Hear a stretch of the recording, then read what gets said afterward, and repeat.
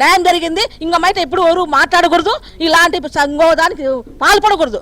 ముసలోళ్ళు కానీ పిల్లోళ్ళు కానీ ఎవరైనా కానీ ఇంకొక మగవాడు చూశాడంటే వాళ్ళకి ఇదే శిక్ష పడుతుందని గుర్తించినారు పోలీసు వాళ్ళు. మాకు న్యాయం జరిగింది. సీఎం గారికి ధన్యవాదాలు, హోమ్ మినిస్టర్ గారికి ధన్యవాదాలు. మా మహిళల తరపు నుండి వాళ్ళకు ఎప్పుడూ రుణపడి ఉంటాం ఈ సందేశంలో.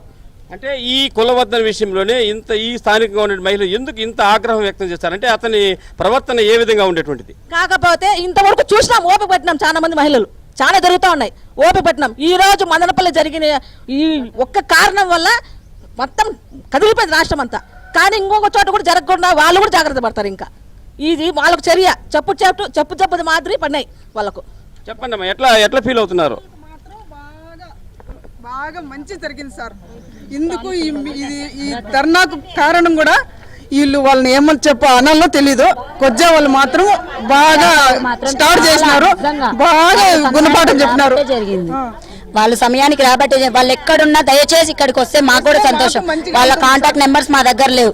దయచేసి లైవ్ లో ఎవరైనా చూస్తే మీరు నిన్న ఎలా వచ్చారో ఈ రోజు కూడా అలా రండి. మీకు చాలా రుణపడి ఉన్నాం మేమంతా. నిజంగా మీ ప్రోద్బలం వల్లే మేము ఇంతవరకు పోరాడగలిగినాం. అంటే